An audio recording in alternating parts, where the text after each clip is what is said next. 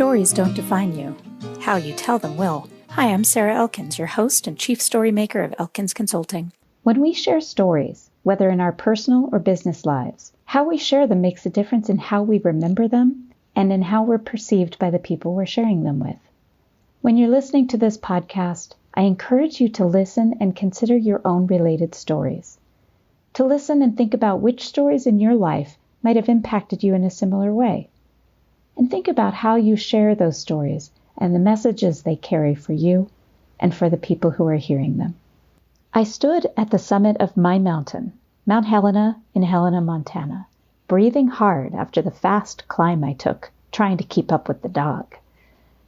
It was spectacular as always.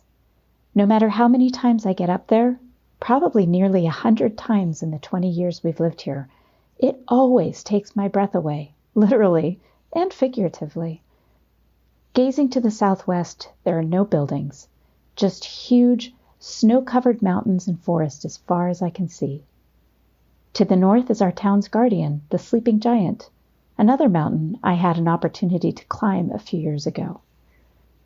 I looked east to see our small city, 1,000 feet below me, the cathedral, the dome of our Capitol building, and the beautiful buildings of Carroll College, slightly north of downtown.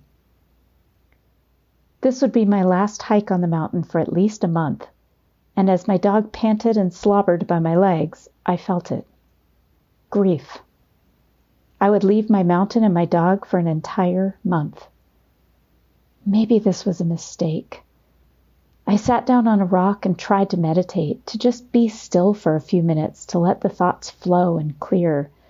But I had far too much going on in my head. Packing, making sure everything was in order in our house, plans to check in with our son who would be taking care of the house and the dog.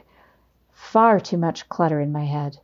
And I knew the only solution was to raise my heart rate again by jogging down the mountain, watching for trip hazards and ice, and not allowing distraction by focusing only on what was right in front of me. When our youngest son started high school, my husband and I started talking about what we would do when he left home. My husband already worked remotely for a company, so he could work from anywhere. It was my job that kept us in Montana year-round, and one idea that really appealed to both of us was living in different places for 4 to 8 weeks at a time, getting to know another town, the locals, cultures, and exploring different parts of the world. Over the next few years, I started to build my coaching and speaking business with that idea in my head. I could either make this business successful and generate income, or I would have to find a company that would allow me to work remotely. And while my eyes were always open to opportunities with companies I thought would be a good fit, nothing ever quite worked out. So Elkins Consulting would have to generate income. And for 5 years, I worked toward that goal. Our son started as a freshman in college last fall, and when we moved him into the dormitory, my husband and I talked again about our dream to work somewhere else for a month or so. We settled on the central coast of California for our first experiment in living away like that. And lots of research later, we decided on a beach house within our price range, paid the deposit, and began the preparation to live away for an entire month in the winter. No snow shoveling, no bundling up in hat, coat, mittens, and snow boots to go to the grocery store. Not for a month. We were both eager, excited, and a little anxious. It was the day before our trip would begin, and I found myself sitting on the top of the mountain, worried and feeling a sense of grief, of loss, as I contemplated leaving my beautiful mountain, my boys, and that trusty dog by my side. The next day we were only 10 miles from home when we started thinking about the things we forgot, the things we had intended to bring with us, but decided not to go back.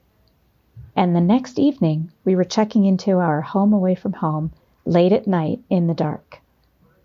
As I used the code to unlock the front door, I could hear the ocean nearby, but I couldn't see it. The next morning, we walked the block west from our house to the beach and marveled at the little town we would call home. We went out for breakfast that first morning, and as I walked into the little cafe with my Gates of the Mountains cap on, that's a famous section of the Missouri River near Helena, home to a boat tour through part of the Lewis and Clark expedition route. The young woman at the counter said, "Is that hat from Montana?" Yes, the very first person I met on my first day in that little beach town in California was from Helena. She went to the same high school our boys went to and had moved to live with her father and finish her senior year in California. What a small, small world. That interaction felt like confirmation that we were right where we were supposed to be. I completely overbooked my schedule that month with travel in the area and guests coming to spend time with us. The time absolutely flew by, but I did take great advantage of it.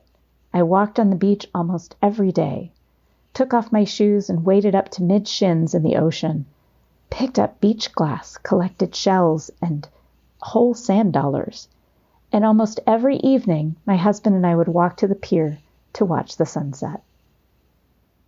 On our last day, after I had most of our things packed up, I walked by myself back to the beach, took off my shoes, and felt the sand and the sea.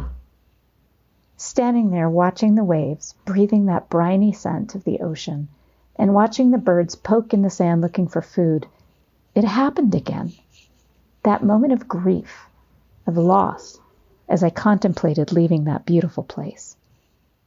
This time, though, it didn't last as long as it did on my mountain. I realized it was exactly the same feeling of grief and discomfort as I felt before I left my mountain just 4 weeks before.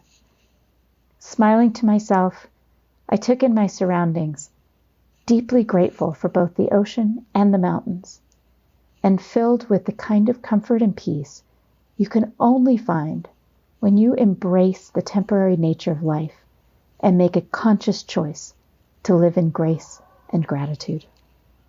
Thank you for listening to Your Stories Don't Define You, How You Tell Them Will.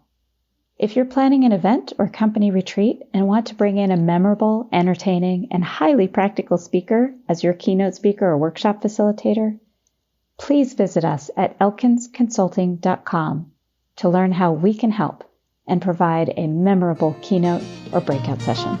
Thank you. I look forward to hearing from you.